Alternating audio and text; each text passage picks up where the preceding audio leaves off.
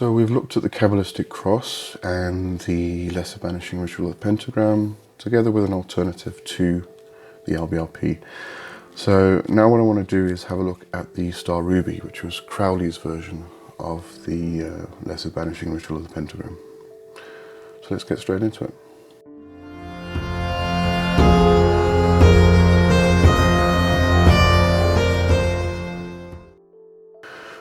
Okay, the Star Ruby, as I say, was Crowley's version of the LBRP. I'm not going to demonstrate this to you, but what I want to do, there's a lot of symbolism within the actual ritual, as short as it may be. There is a ton of symbolism, which I want to actually go through and point out, because it's well worth it and very interesting, extremely interesting. So just to get started, I'm just going to read through the Star Ruby as written by Crowley, and then we'll get into the analysis. So facing east in the center, draw deep, deep, deep thy breath, closing thy mouth with thy right forefinger pressed against thy lower lip. Then dashing down the hand with a great sweep back and out, expelling forcibly thy breath, cry, Apo Pantos Kakodaimonos. With the same forefinger, touch thy forehead and say Soi, thy member, and say Ophale. And in brackets and parentheses, he's written the secret sense of these words is to be sought in the numeration thereof. Thy right shoulder, and say Iskouros. Thy left shoulder, and say Eucharistos. Then clasp thine hands, locking the fingers, and cry Iao. Advance to the east, imagine strongly a pentagram aright in thy forehead, drawing the hands to the eyes, fling it forth, making the sign of Horus, and roar Therion. Retire thine hand in the sign of Huapakrat. Go around to the north and repeat, but say Nuit. Go around to the west and repeat, but whisper Babylon. Go around to the south and repeat, but bellow Hadit. Completing the circle widdershins, retire to the center and raise thy voice in the paean with these words Eo Pan, with the signs of Nox. Extend the arms in the form of a Tao and say low but clear, Pro mau iunges epicho mau teletache epidexia chuniches eperistera daimonos feg ei gar peri mau o aster ton pente kai en tei stelei o aster ton ex estexe. Repeat the cross Kabbalistic as above and end as thou didst before, or didst begin. Just two things to note here. You actually do this widdershins, so you're doing it against the sun. So if you are in the southern hemisphere, you would go from east to south to west to north. And when you're going from gate to gate, and you must remember you're going to roar Therion, you're going to say Nuit, you're going to whisper Babylon, and then you're going to bellow Hadit. So I'm just going to go through what I wrote in my book here, step by step, because as I say, there's a lot of information, a lot of symbolism, and I don't want to actually skip any or miss any or forget some. So the first thing is the actual title of the book. It's Liber 25, or Book 25. Now, when you consider that this is the alternative to the LBRP, which is the Lesser Banishing Ritual of the Pentagram, the Pentagram has 5 points. So 5 times 5 is 25. And if you consider that there are 5 points within the circle, so there is the 4 cardinal points, east, north, west and south, and then there's also the center, so that's the 5 points. So you've got the 5 points of the pentagram. There you go, my dogs. So it's early morning, yeah, so they like to howl in the morning. I don't know why. It's got something to do with people walking by, and we can do that now because we're in level 4 lockdown in South Africa, so we can actually go out between 6 and 9 in the morning and exercise. Don't know why it's between 6 and 9. I think they might think that that's when the COVID-19 virus is actually sleeping. So we have the 5 points of the pentagram times the 5 positions within the compass or the circle. So that's that equals 25. Also, if we go forward a bit, we have the singing of Pan, or Eo Pan, and there is a significance in Gematria with the name of Pan, both in Hebrew and in Greek. So in Greek, Eo Pan adds up to 941. When we add these together, so it's 9 plus 4 plus 1, we get 14, and then you add 1 plus 4, and that equals 5. So again, we've got the 5 points of the pentagram, the 5 positions in the compass, and 5 times 5 equals 25, which is book 25 or Liber 25. And then, but also if we just take the name Pan itself instead of the whole Eo Pan, that actually equals to 131. If we add 1 plus 3 is 4, plus 1 is 5. So again, we've got 5. So that's the significance I found with the actual name, just the name of the book that contains the ritual. That doesn't even cover the ritual itself. So let's go on to the ritual itself, shall we? So we begin with the crossing ritual, which Crowley calls the cross Kabbalistic. So before we even start, we banish all the negative influence with Apopantos Kakodaimonos. Literally means be gone evil spirits. So very simple and straightforward. You just banish all evil spirits from your space. Then we go on to Soi. This means unto thee. Remember that this is all Greek, it's not Hebrew. Crowley decided to use the Greek instead of Hebrew. So why he actually called it cross Kabbalistic, I'm not entirely sure. And Soi, or unto thee, actually calls to the Holy God and the Angel and the Almighty. Now what's interesting here is you get a so above below aspect.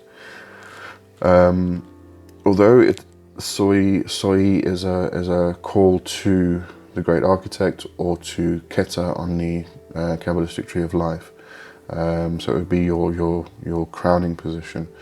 The word Soi actually adds up to the number 280, and that number actually also relates to the Archangel of Malkut, which Malkut is Earth, so it's the complete opposite of Keter on the Tree of Life.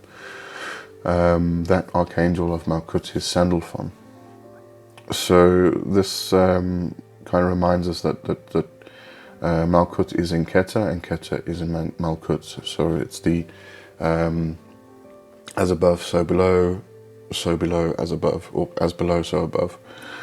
And then the next position is Ophale. Now, a lot of people may suggest or think that because he's using Ophala, which means Ophallus, which obviously refers to the masculine organ, the penis, that Crowley was very sexist, but that's definitely not the case. Crowley was definitely not sexist. I mean, all you have to do is look into his references to the Scarlet Woman and Babylon, and yeah, Crowley was definitely not sexist, trust me. But when it comes to Ophallus, this is a representation of the Sephira Malkut, which is Earth. Now, some people visualize Malkut as being at the feet. So the position on the body where you're actually standing on the physical earth. In this case, it's referring to the genital area, which is the generative function of the body. However, if we look at the whole phrase, it's o phale. Now, o can be considered an adoration of the phallus, but if you look at the two parts of the phrase, o, which is the letter O, and phale, which is the letter I, then you have the feminine aspect and the masculine aspect, O being the vagina and I being the penis. So this actually becomes the union of the masculine and the feminine, rather than being a representation of just the masculine, which a lot of people misunderstand here, and it gets misrepresented. If, however, you are offended with ophale, then you can use o kai katis, which means o even thou vagina, or o vole, which is just simply o vagina. But this does remove the significance of the union between the feminine and the masculine, as I say, between the O and the I, the two letters conjoining and creating that union. Then we have ischorus, which means strong or mighty, and then eucharistos, which is the root word of the modern English Eucharist, which just means a blessing. Now in Gematria, we find that ischorus equals 1,580, whereas eucharistos is 1,886. When we look at the numbers, we find a balance again between the masculine and the feminine. So 1580 is written in Greek as alpha phi pi. The phi and the pi are equivalent to the Hebraic, the Hebrew letter pe, and this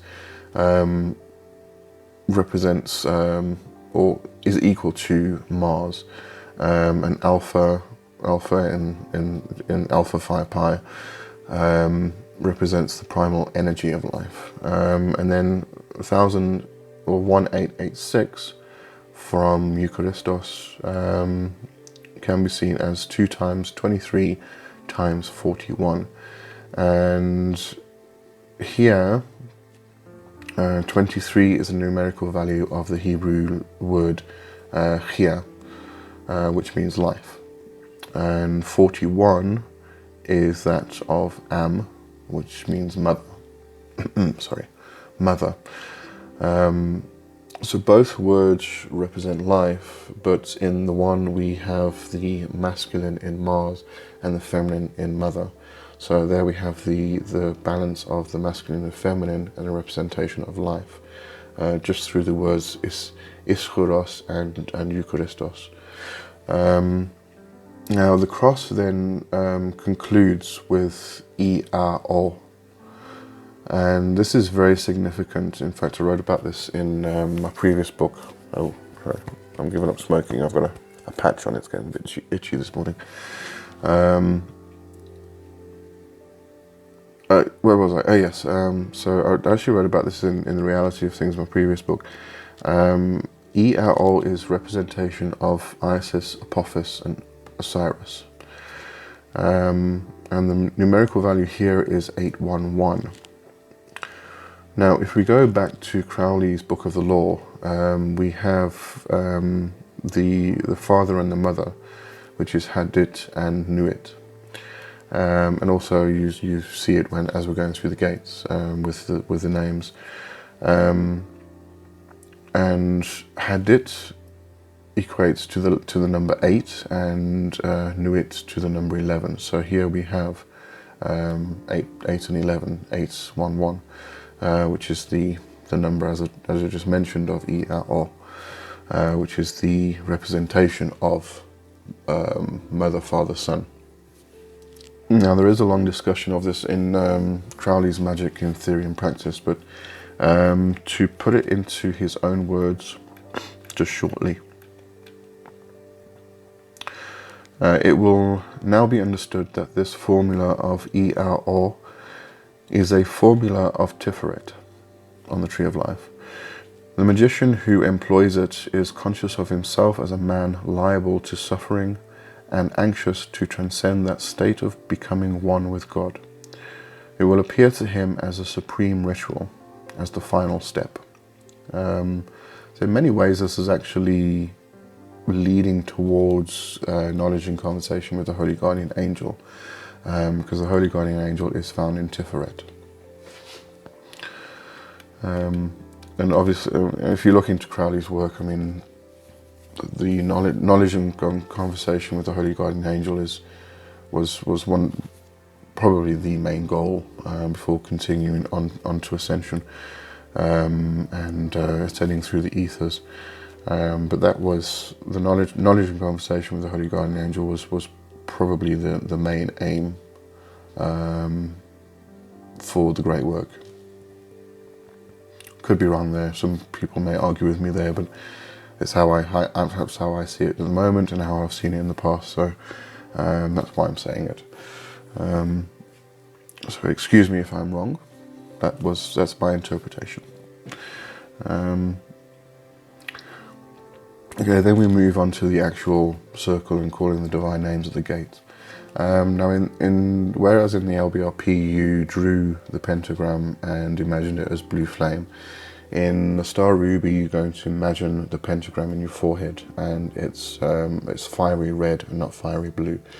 And then so you don't actually draw it. You imagine your forehead. You bring your hands to your well, it says to your eyes. As I say, like I mentioned in the video on LBRP, you can bring your hands to your head and make horns.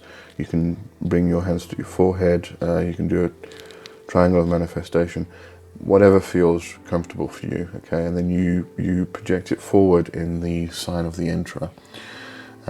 So the sign of the Enterer is the one where you step forward with your left foot and your right foot spins out 45 degrees. And then you lunge forward and you push through and you push the energy out. I was actually doing this. I was showing this to my daughter last week, and when I was actually showing her, I found that instead of stepping out with my left foot, I was stepping out with my right foot, and she actually pointed out to me and said, "You're not using your left foot," and it's just obviously natural for me to step with my right foot, and I realized it's because it feels, for me, stepping with the right foot feels more powerful. I feel stronger. So if you find that you try both, step with your left foot and step with your right foot forward, and see which one actually works for you, because as I keep saying, at the end of the day, it's what works for you. If you can project the energy better by stepping with your right foot, then do it that way rather than how it was instructed originally by Crowley. Because it is about the energy, it's about moving the energy and projecting the energy and pushing it out, pulling it in. It's all about the energy. If you're not working with energy while you're doing all these ritual movements, then all you're doing is a performance that has no power. So it is all about the movement of the energy, building up the energy, projecting it, pulling in, creating the circle with the energy. Now, just to mention here that in the ritual that the Star Ruby that I read from at the beginning, the divine names of Therion, Nuit, Babylon and Hadit, the original version was Chaos, Babylon, Eros and Psyche. So if you want to use those, obviously after the Book of the Law came out, when he channeled the Book of the Law, then I assume that's when things changed. So obviously with this version, with using Therion, Nuit, Babylon, and Hadit, what you have here is actually a representation of the not just the 4 stages or the 4 gates and the 4 points of the compass. You've also got 4 positions of well, the 4 masculine and feminine positions. So you have the son, daughter, father, and mother. So Therion is the son, and Therion refers to the beast, but not Crowley himself. He's the son, the youthful, wild, masculine energy. You can think of Therion as being Pan. And then we have Nuit, which is the mother. She's the eternal, expanding and forming energy, the destruction and creation. And then Babylon is the daughter, that's the Scarlet Woman, the great harlot, who the whore that riding the beast. And so this balances with Therion. And then you have Hadit, the father, and this balances with Nuit. So you do have that balance of masculine and feminine, plus the ages, the stages of life. To put it that way, the stages of life. And then the 5th point, which is in the center, this is where we sing Pan. Now I'll get to the singing of Pan in a minute. I just want to finish going through Star Ruby itself, but the singing of Pan is very significant. Okay, so the numerical values of Pan have been mentioned previously, but then following the singing of Pan are the signs of Nox. Nox means night, so sometimes called the Nox of Pan or the Night of Pan, and these signs are Pure, Ver, Puella, Mulia, and Mater Triumphans, and these again ascribe to son, father, daughter, mother, and child, which are the 5 positions. The child is reference to the Mater Triumphans, which is the mother being Isis, triumphant and holding the child Horus in her arms. And so here we find the 5 again, the pentagrammaton. So just to explain the positions, what I'll do, I'll find some images and I'll put them in the corner. Not sure which corner I'm pointing to. It'll be the corner that there's more space for. So the actual positions, Pure. This is standing with feet together and head erect. Let right hand, the thumb between the index and middle fingers, be raised. The forearm vertical at a right angle with the upper arm, which is horizontally extended in the line joining the shoulders. Let the left hand, the thumb extended forwards and the fingers clenched, rest at the junction of the things. Okay, so you can see it in the image. It's probably easier to actually view the image, but the description just allows you to understand positions of fingers and hands and stuff. The next position, Ver, the feet being together, the hands with clenched fingers and thumbs thrust out forwards are held to the temples. The head is then bowed and pushed out as if to symbolize the butting of a horned beast. That's often actually also referred to as the sign of Pan, which is one that I use quite a lot, because my main god is Pan, so you know I adopt these things. Then we have Puella, standing with the feet together, head bowed, left hand shielding the area of the groin and right hand shielding the breast. Then Mulia, the feet are wide apart, the arms raised so as to suggest a crescent, the head is thrown back. And finally, Mater Triumphans, the feet are together, the left hand is curved as if supporting a child, The thumb and index finger of the right hand pinch the nipple of the left breast as if offering it to that child. Well, it appears that the rest of the video, well, about 95% of the rest of the video got corrupted somehow. So what I'm going to do is just stop the video here for this particular one. I'll split it into 2 parts, and so the next video will be part 2 of the Start Ruby. So for now, if you got any value out of this video, please hit the like button, share, subscribe, and if you've got any questions, just leave them in the comments below. And that's it for this video. Thanks, cheers.